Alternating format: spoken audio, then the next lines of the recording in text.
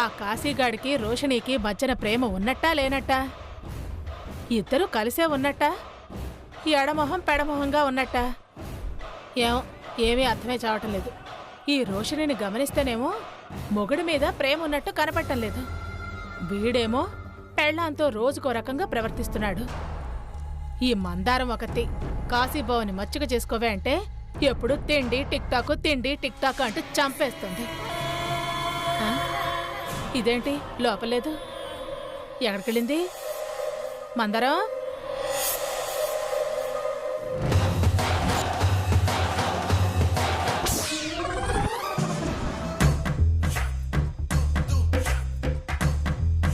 నిన్నిలా కాదే, ఉండు. ఏం చేస్తున్నావమ్మా? అమ్మా, మొన్న నేను చేసిన టిక్ టాక్ కి 1 లాక్ వ్యూస్ వచ్చాయి. అబ్బా, నాతో పాటు నువ్వు కూడా చెయ్యి. మన ఇద్దరి పర్ఫార్మెన్స్ చూసి లక్షల్లో లైక్స్ వస్తాయి. దెబ్బకి మనం వరల్డ్ ఫేమస్ అయిపోతాం. అయిపోతా. ఎప్పుడ తిండి ఆ టిక్ టాక్, ఆ తిండి టిక్ టాక్ తప్ప వేరే ధ్యాస లేదా నీకు? నీకిలా చెప్తే అర్థం కాదే అసలు నిన్ను.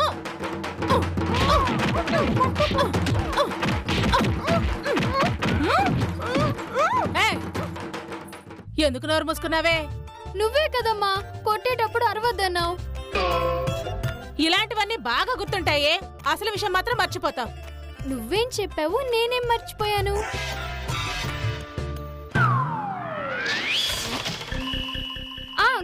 గుర్తొచ్చింది. నేను తినేటప్పుడు నీకు కూడా కొంచెం పెట్టమన్నావు కదా. సారీ అమ్మా, మర్చిపోయాను. ఇదిగో నువ్వు కూడా తిను. నీ బొంద అంతా నా కర్మ కాకపోతే నువ్వెక్కడ దొరికేవే నా ప్రాణానికి? దొరకలేదమ్మా, నీ కడుపునే పుట్టాను. అబ్బా వసే, నిన్ను కొట్టకుండా చెప్పమ్మా. చెప్పకుండా నాకెలా తెలుస్తుంది? చెప్పింది కరెక్ట్ గా చేస్తావు కదా? చేస్తానమ్మా.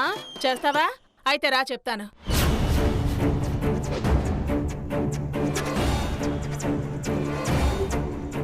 అది అర్థమైందా? అలా చేస్తే ఏమవుతుందమ్మా? మనం అనుకున్నది అనుకున్నట్టే అయిపోతుంది. అర్థమైందా? మొద్దు మొహం. ఓ అర్థమైంది, అలాగే చేస్తాను. ఎళ్ళు. ఎక్కడ దొరికిందో నాకు ఈ సంత.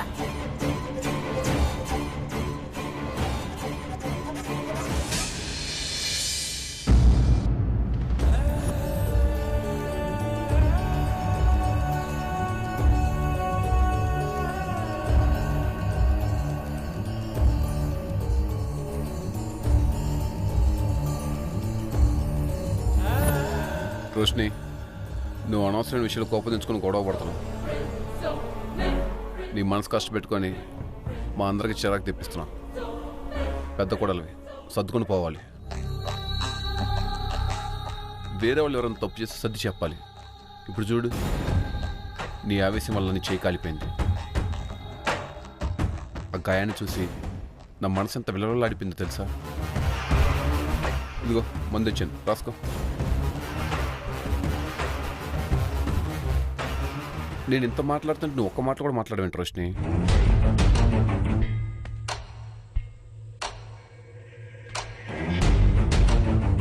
రోషిని,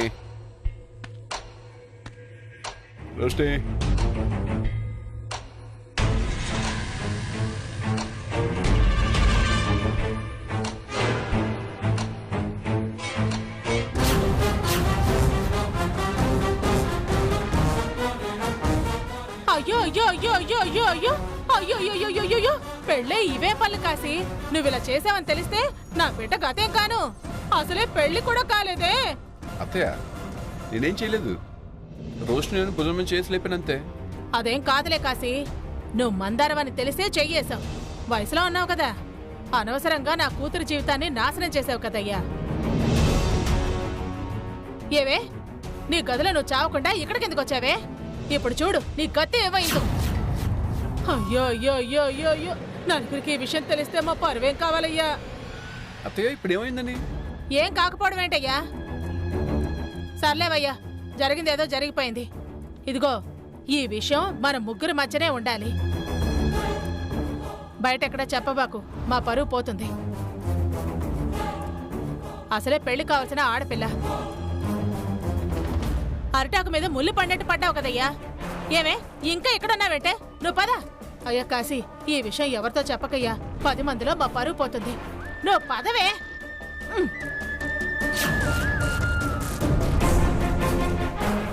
నాకు తెలిసి మందారం భుజం మేము చేయడం తప్ప నేను ఇంకేం చేయలేదే.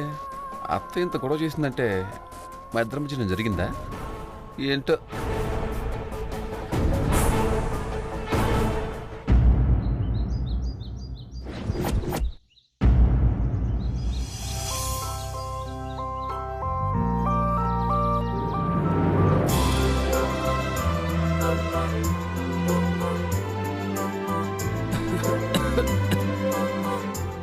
మహేశ్వరి,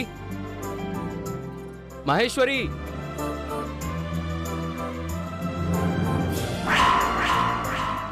మహేశ్వరి ఇంటి వెనక బట్టలు ఆరేస్తుంది గణేష్.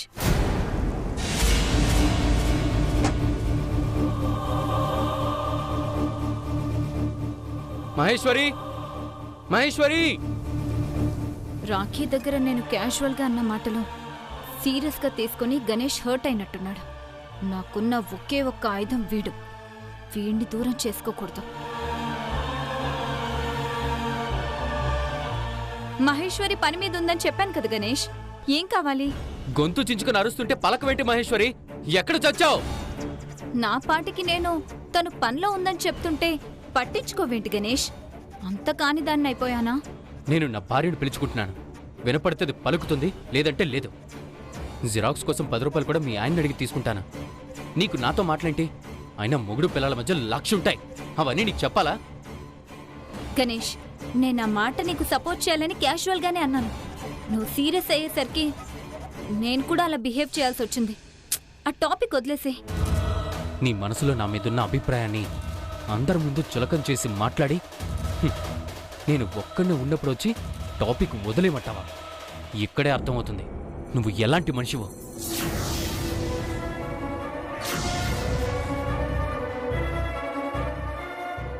గణేష్, అందరూ చూస్తున్నారు. చిన్న విషయాన్ని అనవసరంగా పెద్ద ఇష్యూ చేయకు. ప్రతి చిన్న విషయాన్ని కూడా పెద్దదిగా చేసేది, ఇంట్లో ఇష్యూ చేసేది నువ్వు. ఏమైంది చిన్నయ్య? ఎందుకు పెద్దదినితో గొడవ పడుతున్నావు? నేనేం గొడవ చేయట్లేదు మీనాక్షి. నా పనితో నేను చేసుకుంటుంటే తనే మధ్యలో వచ్చి నా విషయంలో కలగ చేసుకుంది.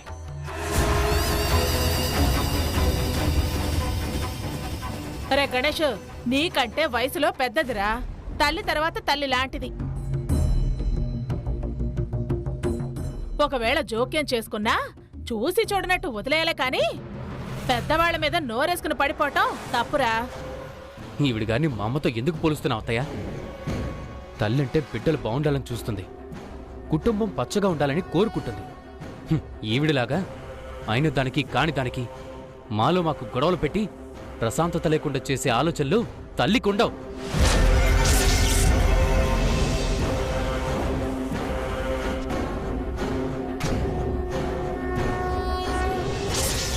చిన్నయ్య, నువ్వు ఆవేశపడకు. ముందు లోపలికి వెళ్దాం పదండి. గణేష్, నా క్యారెక్టర్ గురించి తప్పుగా మాట్లాడితే నేను ఊరుకోను. ఇంట్లో గొడవలు పెట్టడం నా జాబ్ అనుకున్నావా? మీరు బిహేవ్ చేసిన దాన్ని బట్టే నేను రియాక్ట్ అవుతాను.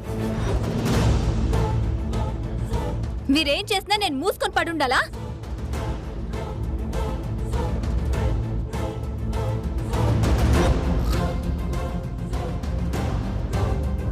నీకది చేత కాదు కాబట్టే తల్లితో పోల్చొద్దు అన్నాను.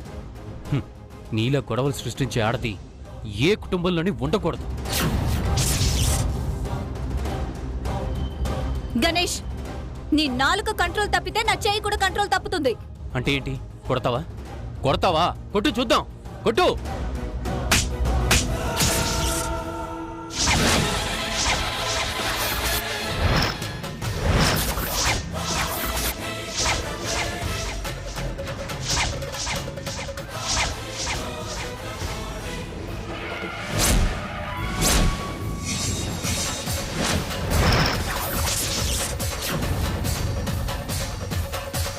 నన్నే కొడతావా? కొట్టమన్నావు కదా, కొట్టాను. ఏం చేస్తావు? ఆడదాని వయ్యుండి అందరి ముందు నా మొగుణ్ణి, అదే మరిదిని కొట్టడానికి సిగ్గులేదు. హే, ఏంటి నీ నోరు లేస్తుంది? ఎక్కువ మాట్లాడావంటే నిన్ను కూడా కొడతాను. తప్పు చేసావు పెద్దదినా.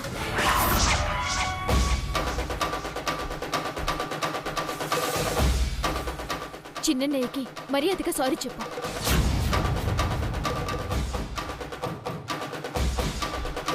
ఆడజాతికే నేను అవమానం అన్నట్టు మాట్లాడితే చూస్తూ ఊరుకోవాలా? పైగా సారీ చెప్పాలా? అన్నయ్య తొందరపడి ఒక మాట అంటే కొట్టేస్తావా? మరిదిని కొట్టడం సంస్కారం కాదు. ముందు నువ్వు సారీ చెప్పు.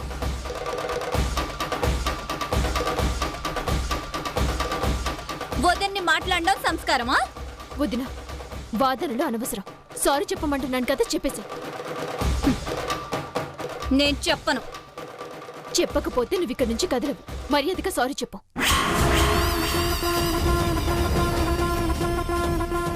ఏంటి వార్నింగ్లు ఇస్తున్నావు? నేను సారీ చెప్పను. ఏం చేస్తావో చేసుకో. ఎలా చెప్పవో నేను కూడా చూస్తాను.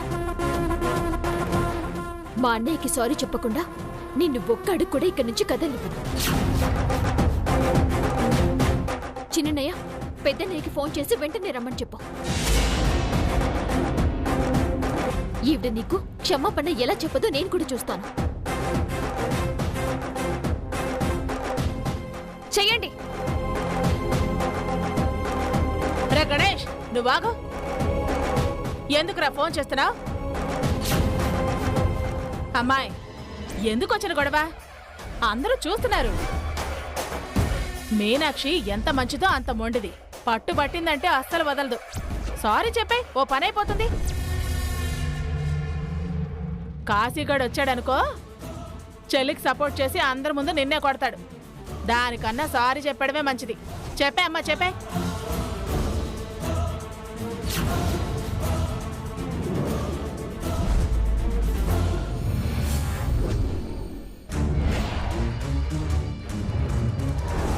నీకే అమ్మాయి చెప్పేది, నా మాట విను. అనవసరంగా పంతాలకు పోయి కాశీగాడితో తన్నించుకుని పరువు కూడా పోగొట్టుకోవడం ఎందుకు? చెప్పే అమ్మా, చెప్పే, గట్టిగా చెప్పేసే.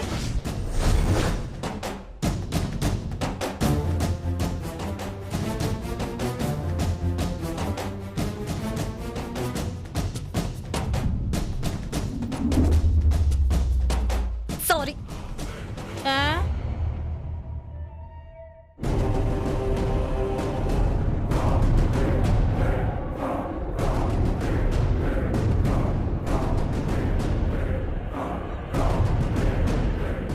ఏముందమ్మా ఇలా చూస్తున్నారు?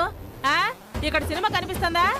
పక్కింట్లో ఓ 4 మాటలు వినపడితే చాలు, పనుల్ని మొగుల్ని ఇంట్లో వంట కూడా వదిలేసి వచ్చేసి ఎగేసుకుని చూస్తూనే ఉంటారు. వెళ్ళండి, పనులు చేసుకోండి.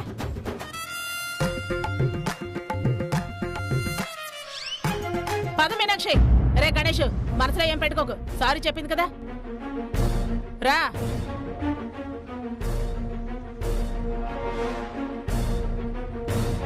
ఏమండి, బాధపడకండి.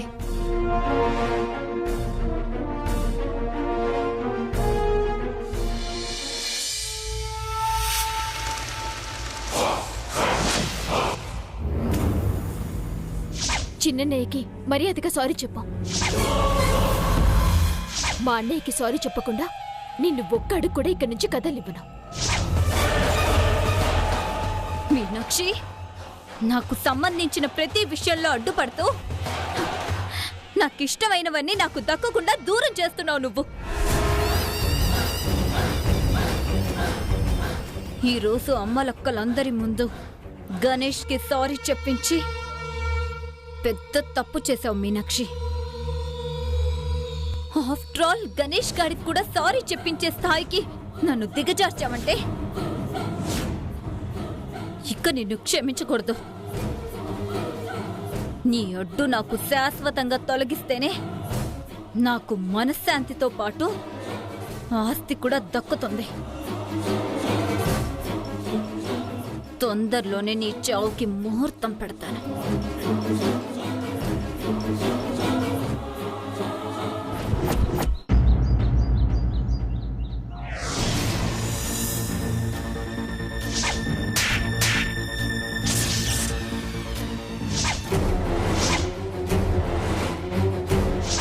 సారీ.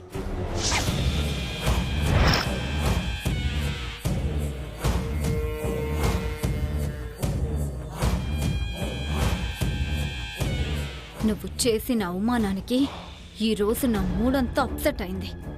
మొన్న గుళ్ళో చావు నుంచి తప్పించుకున్నావేమో కానీ ఈసారి మాత్రం తప్పించుకోలేవు. నువ్వు చస్తే తప్ప నాకు మనశ్శాంతి ఉండేలా లేదు. చిన్నదినా చిన్నదినా చిన్నదినా వదినా, మహేశ్వరక్క బట్టలారేయడానికి ఇంటి వెనక్కెళ్ళింది. అవునా, సరే.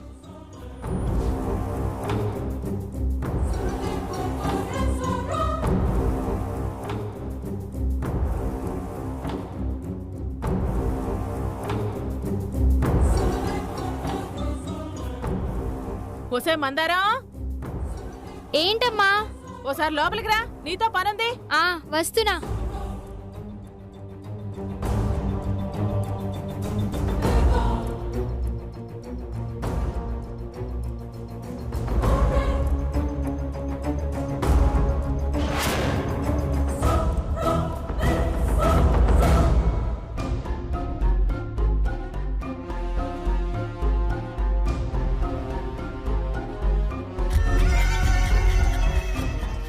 మహేశ్వరి కోసం మీనాక్షి బయటికెళ్ళింది, అదేమో కిచెన్లోకి వెళ్ళింది.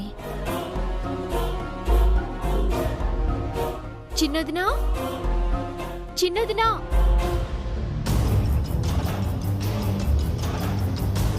చిన్నదినా ఎక్కడున్నావు?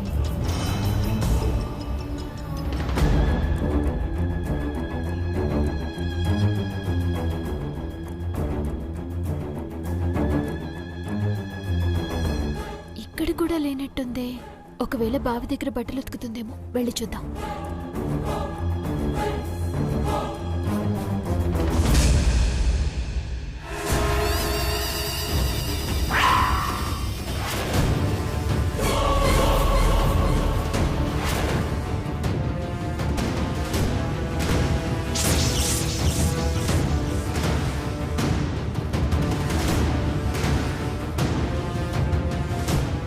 ఇది బావి వైపుకు వెళ్తుంది అంటే ఇలాగే రావాలి.